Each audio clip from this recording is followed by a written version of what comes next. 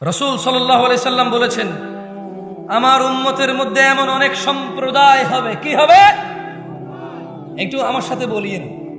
রাসূল সাল্লাল্লাহু আলাইহি সাল্লাম বলেছে, আমার উম্মতের মধ্যে অনেক সম্প্রদায় হবে। কি হবে? যারা জিনা, ব্যভিচার, রেশমি কাপড় ব্যবহার, মদ, পান ও গান বাদ্যকে হালাল করে নেবে। কি কি হালাল করবে? মদ, জুয়া। কি? মদ, জুয়া এবং জিনা, ব্যভিচার। বলেন, জিনা, ব্যভিচার, এগুলোকে হালাল করে নেবে। যেমন আজকের দিনে কোনো ছেলে যদি পার্কে, আজকের দিনে কোনো মেয়ে ছেলে যদি পার্কে হাত ধরে হাঁটে, ওরা কি এটাকে জিনা মনে করে? আজকের দিনে কোনো ছেলে মেয়ে বিবাহ করেনি, ভিডিও কলে কথা বলে, ওরা কি এটাকে জিনা মনে করে? ওরা ভাবে আমরা তো উলঙ্গ হইনি, আমরা তো দুইজন উলঙ্গ হইনি, দুইজন আমরা কোনো গোপন সম্পর্কে জড়িত হইনি। ওরা মনে করে শুধু দৈহিক মিলনই হচ্ছে জিনা, এর বাহিরে আর জিনা নাই, এটা ওরা বলে। এই জন্য আপনি দেখবেন কিছু ছেলে প্রশ্ন করবে, হুজুরদের কাছে করে। আমি তো আসলে বড় আলেম না, অনেক আলেমের কাছে প্রশ্ন যায় যে আমি আর হারাম করতে ইচ্ছুক নই, আমি হারামকে হালাল করতে চাই। ও কি করতে চায়? মানে মনে হয় যেন শুকরকে হালাল করে ফেলবে এখন, কুকুর হালাল করে ফেলবে, যেমন সুদকে হালাল করছে। মনে কষ্ট নিয়েন না, মনে কষ্ট নিয়েন না, লজ্জা পাইয়েন না। এই তোমাদের যে ক্যামেরাগুলো তোমরা এখন ঘুরাবা না, কেমন? একদম যেভাবে সেভাবে স্টিল থাকুক।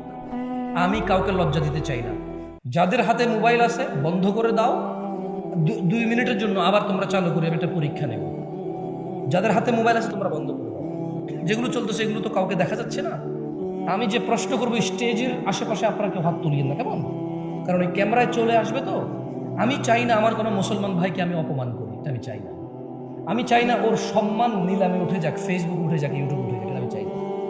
আমি চাই ইসলাহ, সংশোধন। আমি কি চাই? সংশোধন। আমি একটা প্রশ্ন করব, আপনারা সত্যি জবাব দিবেন আমাকে, কথা দেন। লজ্জার কিছু নেই, কেউ কারো দিকে তাকাবেন না, কেমন?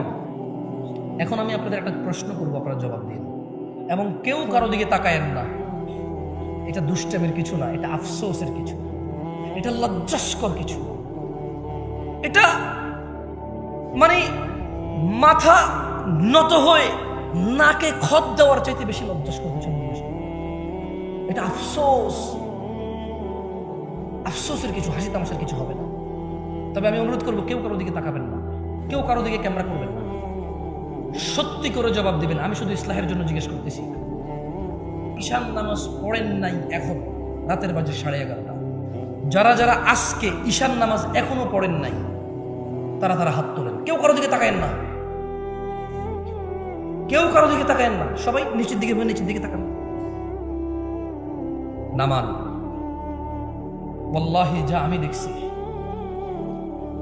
আমি এই স্টেজ থেকে যা দেখছি, এরা যা দেখছে, তা যদি আপনারা সামনের যারা আছেন দেখতেন, লজ্জায় মাথা নত হয়ে যেত। এই হচ্ছে আমাদের ইসলাম, এ হচ্ছে আমাদের ইসলাম। বাবার লজ্জা করে না তার ছেলে বেনামাজি, শ্বশুরের লজ্জা করে না তার মেয়ের জামাই বেনামাজি, মেয়ের জামাই লজ্জা করে না শ্বশুর বেনামাজি, বড় ভাইয়ের লজ্জা করে না ছোট ভাই বেনামাজি, ছোট ভাইয়ের লজ্জা করে না বড় ভাইয়ের সামনে বেনামাজি। সমাজের চেয়ারম্যান মেম্বার নামাজ চলা অবস্থায় তার জনগণের সামনে সে বেনামাজি অবস্থায় বসে থাকে, অথচ সে জনপ্রতিনিধি। বিচারকের লজ্জা করে না ওই সম্মানজনক জায়গা থেকে সে বেনামাজি। বিবাহের মধ্যে দোষের মধ্যে আসে না যে ছেলে নামাজ পড়ে না, এখানে বিবাহ দেওয়া যাবে না, এটা দোষের মধ্যে পড়ে না। এদেশে ব্যবসা বাণিজ্যের পার্টনারশিপ করার জন্য, চাকরি বাকরি করার জন্য সলাতি ছেলেকে গুরুত্ব দেওয়া হয় না, কারণ এদেশের মানুষ বলে বোরখার ভিতরে শয়তান বেশি, নামাজেরই বেশি। ও নিজে নামাজ আদায় করে না, তো ওই জন্য এটা বলে। অথচ ও জানে না খারাপ আমরা সবাই, মুশরিক ও গুনাহগার। খারাপ আমরা সবাই, মুশরিক ও গুনাহগার এটা এক বিষয়, আর মুসলিম ও গুনাহগার এটা আরেক বিষয়। ওকে আমরা বাংলা ভাষায় বয়ান করে বুঝাইতে এখন পর্যন্ত সক্ষম হইনি। গুনাহগার মুসলমান আর গুনাহগার মুশরিক দুটার মধ্যে আসমান জমিনের পার্থক্য আছে। গুনাহগার মুসলমান আল্লাহ শাস্তি দিবে অথবা শাস্তি দিবে না, ক্ষমা করবে, কার ইচ্ছা? জান্নাতে যাবে, শাস্তি পেয়ে হলো। আর বেঈমান গুনাহগার, কাফের গুনাহগার, মুশরিক গুনাহগার, ওর জান্নাতে যাওয়ার কোনো অবকাশ নেই। সালাত, নামাজ যে মধ্যখানের অন্তরায়, নামাজ যে মধ্যখানের অন্তরায়, এটা ওকে আমরা বুঝাইতে ব্যর্থ হয়েছি। ও সালাতকে সাপ্তাহিক অনুষ্ঠানে পরিণত করেছে। ও পাঁচতলা মসজিদ এজন্য করেছে কারণ জুমায় জায়গা দেওয়া যায় না, ফজরের জন্য করেনি। ধিক্কার এমন পরিকল্পনাকারীর উপর। আমি জামশেদ মজুমদার বলি, সেই মনি লজ্জা পাও তুমি। আমি ব্যক্তিগতভাবে বলি, লজ্জা পাওয়া উচিত তোমার। পাঁচতলা মসজিদ তুমি ফজর, জোহর, আসর, মাগরিব, ইশা 5 ওয়াক্ত নামাজের পরিকল্পনা করে করনি, শুধু জুমার নামাজকে পরিকল্পনা করে করেছ। তুমি সলাতুল জুমাকে সাপ্তাহিক অনুষ্ঠান রীতির আওয়াজে পরিণত করেছো। তুমি সলাতকে সপ্তাহের এক ওয়াক্তে গিয়ে ঠেকিয়েছো। সলাত মুসলমান ও কাফেরের মধ্যে পার্থক্য বুঝাইতে অক্ষম হয়েছে তুমি। মসজিদের সভাপতি, তুমি নিজেই তো সলাত আদায় করো। সত্যি কথা বলেন, যারা নামাজ পড়েন নাই তারা তো পড়েন নাই, যারা নামাজ পড়েন তারা একটু হাত তোলেন তো, পড়েন সবসময়। আচ্ছা বলেন তো, টাইলস কি আপনার জন্য জরুরি নামাজ পড়ার জন্য? ফ্যান, এসি, যারা সলাত আদায় করে এত দরকার না করে হইলে ভালো, গরম লাগে, ফ্যান চললে বাতাস লাগে, নালে ঘামা যাবে একটু। কার্পেট হইলে ভালো, নালে ওই যে সিরামিক শক্ত অথবা ফ্লোর শক্ত, হাঁটু অথবা ওই যে পায়ের, এটাকে কি বলে ভাই, পায়ের যে জায়গাটার নাম কি বলে?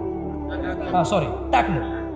তো টাকনু, এই হাড্ডিটা নালে কালো হয়ে যাবে ফ্লোর, এই তো একটু ব্যথা লাগবে, দীর্ঘদিন নামাজ পড়লে আস্তে আস্তে কালো হয়ে যাবে এটা, ওই চাপ খেয়ে খেয়ে তো আর কি। কার্পেট দিলে একটু আরাম লাগে। সলাত আদায়কারী কি কার্পেটের অপেক্ষা করে? ফ্যানের অপেক্ষা করে? শীত গরম বোঝেও? কার জন্য এই সুন্দর না, কার জন্য এই সুন্দর সুন্দর মসজিদগুলো বানিয়ে রাখেন? শুধু জুমার সালাত আদায় করার জন্য।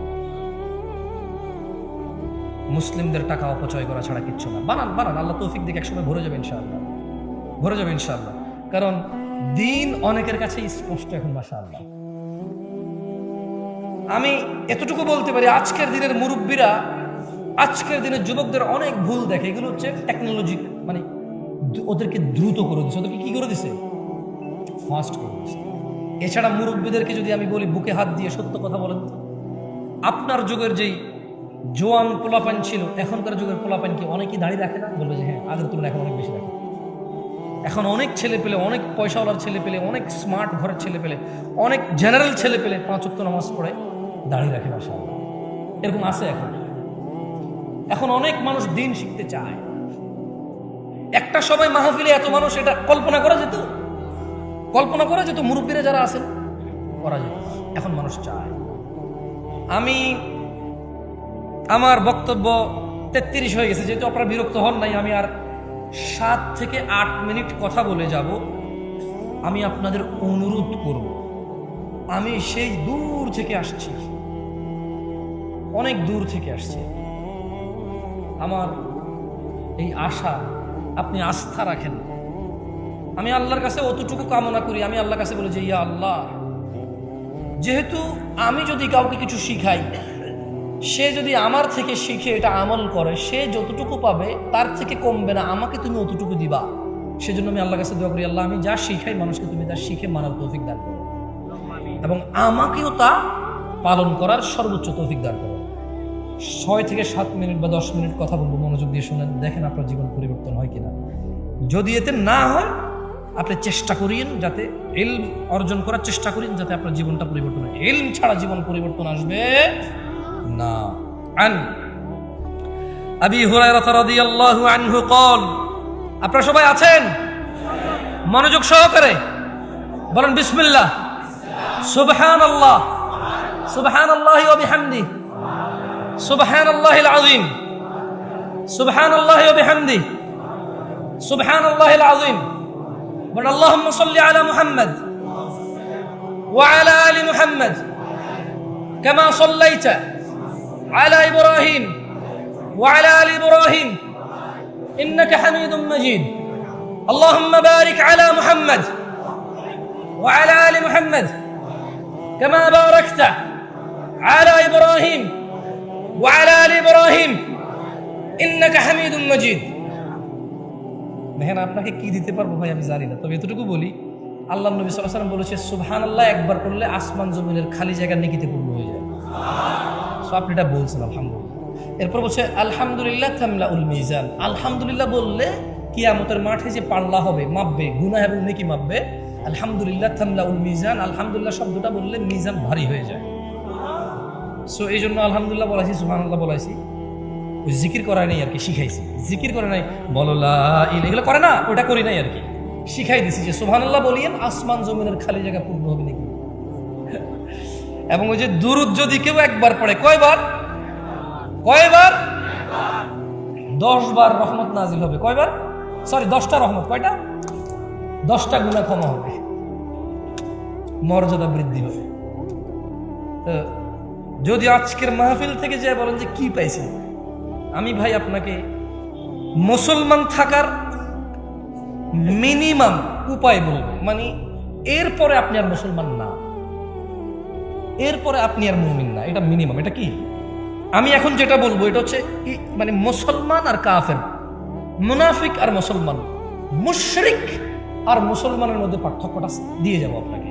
এবার আপনি সিদ্ধান্ত নেবেন, আপনি কি মুসলমান হয়ে থাকবেন, মুমিন হয়ে থাকবেন, মুত্তাকি হয়ে থাকবেন, নাকি কাফের, মুনাফিক, মুশরিক হয়ে পৃথিবী থেকে বিদায় নেবেন। সিদ্ধান্ত কার? আপনাদের। যাই হোক, আন আবি হুরায়রা রাদিয়াল্লাহু আনহু, আবু হুরায়রা রাদিয়াল্লাহু আনহু থেকে বর্ণিত, তিনি বলেন রাসূল সাল্লাল্লাহু আলাইহি সাল্লাম বলেছেন, আমার সাথে একটু বলেন তো, কুল্লু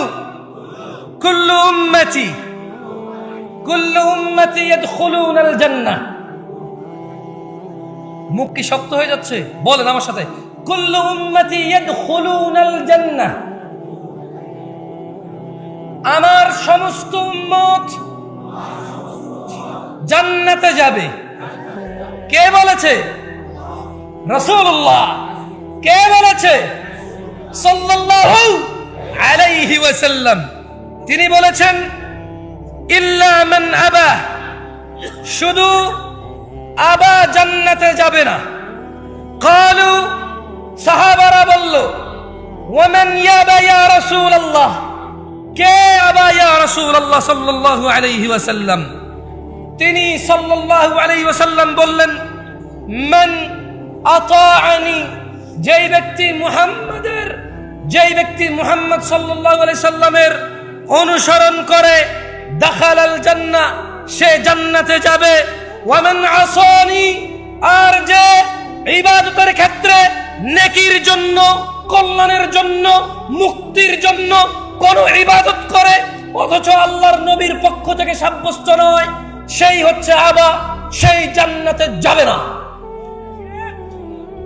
আপনি সালাত শেষে দোয়া করবেন, মুনাজাত করবেন, এটা আপনার আর আপনার রবের সর্বোচ্চ আপনার নিরাপত্তা। যে আপনি কার কাছে হাত তুলেছেন, কার কাছে দিবে কে, কবুল করবে কে, কার কাছে চাইবেন, চাওয়া উচিত কার কাছে। তাহলে আপনি নামাজ শেষে হাত তুলবেন কার কাছে? কিন্তু আপনি একা তুলবেন নাকি আপনি ইমাম সাহেব সবাইকে নিয়ে সম্মিলিতভাবে তুলবেন? আর ভাই জবাব জিজ্ঞেস করতেছি না ভাই, শুনুন, আমি জিজ্ঞেস করবো, ভেজাল লাগাইন না ভাই, এমনিতে ভেজাল শেষ না। কি বলি আগে দেখেন, আগে কি বলি দেখেন। আমি আগেই বলছি, আপনি কিছু বললে যায় আসে না, আমি বলতে উঠছি তো। আমি যখন আপনার থেকে বলানো লাগবো, আমি নিজে আপনার বলে বলাবো ইনশাআল্লাহ। কেমন কিছু নিরাপত্তার বোঝেন ভাই, যাইতে হবে তো নিরাপত্তা বুঝছেন, কোনি বুঝেন না, মায়ের খাবো নাকি খাবো ভাই, ওদ্দুর মানে সাহস এখন আমার হয় না যে মায়ের খাবো আর বলবো না, দরকার নেই ভাই। বাইসে থাকলে বহুত কথা কইতে পারবো ইনশাআল্লাহ, বুঝেন নাই? তো আমি ইমাম সাহেবকে বলবো, ইমাম সাহেব, আমি এলাকার মান্যগণ্য মানুষকে বলবো, মান্যগণ্য সাহেব, আমি এলাকার দিন প্রিয় ইসলাম প্রিয় ভাইকে বলবো, ভাই সলা ইবাদা, দোয়া ইবাদা। সলাৎ শেষে আপনি নিজে দোয়া করবেন নাকি সবাইকে নিয়ে দোয়া করবেন, এটা হাদিস থেকে সলভ করেন, এটা সহিহ সুন্নাহ দিয়ে এটা সলিউশন করে ফেলেন। আপনি সিদ্ধান্ত নেবেন, তো আল্লাহ আপনাকে স্বাধীনতা দিয়েছেন। আল্লাহ বলেছে ইন্না হাযিহি তাযকিরা, এই কুরআনুল কারীম হচ্ছে উপদেশ। ফামান শাআ ইত্তাখাযা ইলা রাব্বিহি সাবিলা, তোমাদের মধ্যে যার খুশি স্বাধীন আছো, এটাকে অবলম্বন করবা। যে এটা অবলম্বন করবা সফল হবা, যে অবলম্বন করবে না, আজকে তোমার খুশি চলবে কিন্তু বিচার জীবনে কার খুশি চলবে? বিচার দিবস এই শুধু এটা মাথায় রেখে কাজ করিয়েন।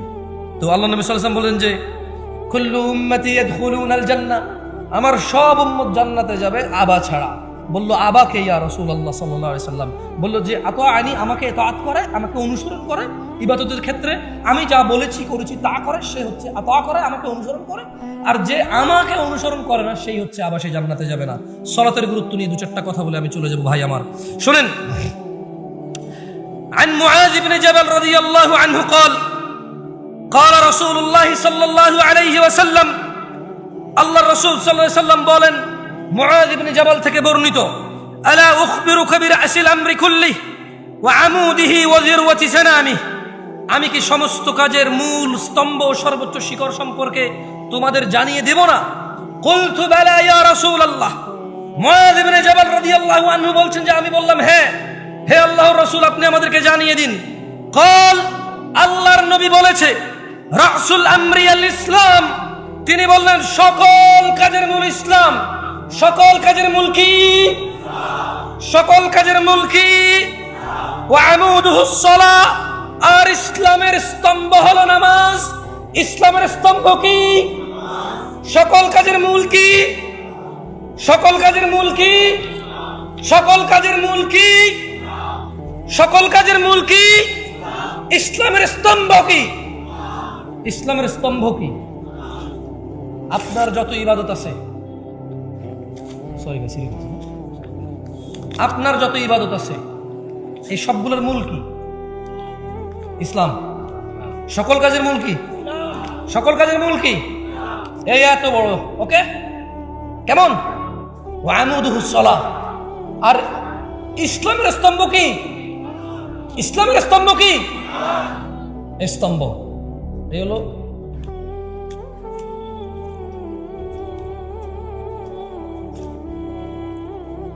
এটা কি আমি ধরে রাখা লাগতেছে? এই খুঁটি ওকে ধরছে কিনা? এই খুঁটি ওকে ধরছে কিনা? এখন এই খুঁটি পড়ে গেছে, আছে আর?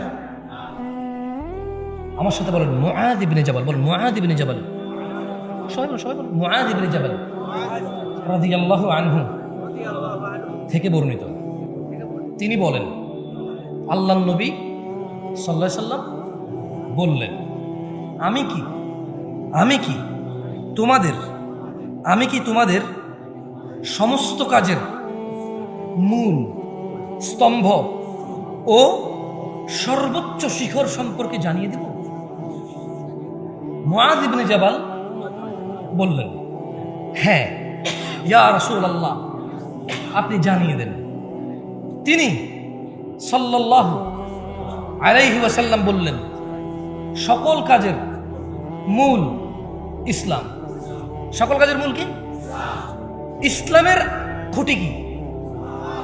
যার সলানে তার ইসলাম আছে, খুঁটিবিহীন ছাদ না?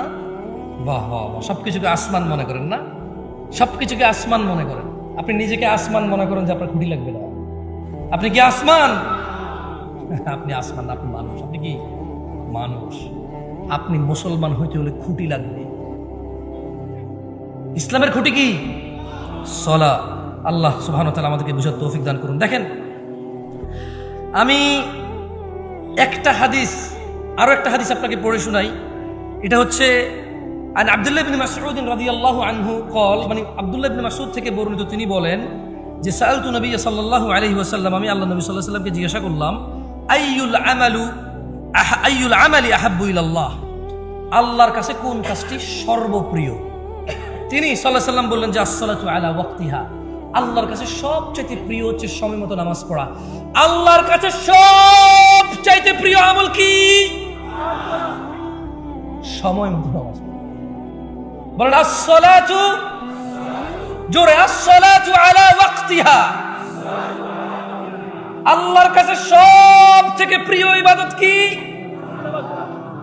আসসালাতু আলা ওয়াক্তিহা। সালাত মানুষের গুনাহের কাফফারা হয়ে যায় ভাই আমার। যাই হোক, আমি লাস্ট একটা হাদিস বলে আজকের বক্তব্য থেকে আমি বিদায় নেব ইনশাআল্লাহ। রাত অনেক হয়েছে, আমি জানি আপনারা 30 কিলোমিটার দূর থেকে এখানে আসছেন না? অনেকে 30-40 কিলোমিটার। আমি শুনছি একজন বলছে ভাই রংপুর থেকে আসছে। আমি জানি না এখান থেকে রংপুর করতে, আমি জানি না।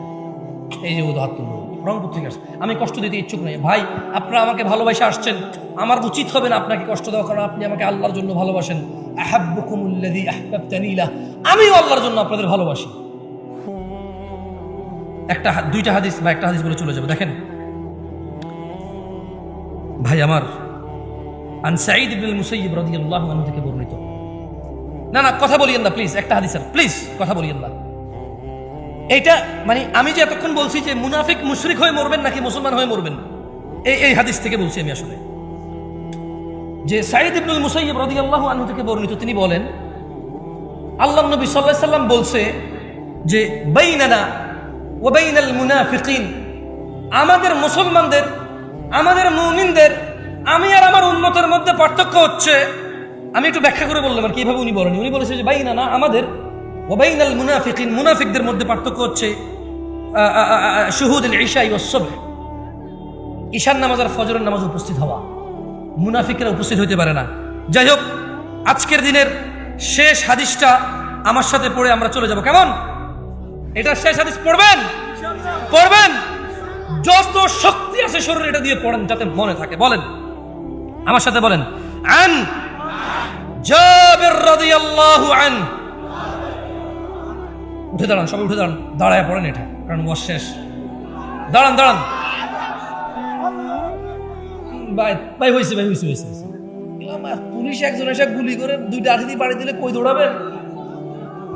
ওকে, এবার বলেন আন, জোরে, আন জাবির রাদিয়াল্লাহু আনহু, জাবির রাদিয়াল্লাহু আনহু থেকে বর্ণিত, তিনি বলেন আল্লাহর রাসূল সাল্লাল্লাহু আলাইহি সাল্লাম বলেছেন বাইনাল আবিদি, সবাই হাত ওখান, বাইনাল আবিদি ওয়া বাইনাল কুফরি, বাইনাল আবিদি ওয়া বাইনাল কুফরি তারকুস সালাহ, বান্দা এবং কুফরের মধ্যে পার্থক্য হচ্ছে তারকুস সালাহ, নামাজ ছেড়ে দেওয়া। যে নামাজ পরিপূর্ণ ছাড়ে সে কুফরিতে নিমজ্জিত হয়।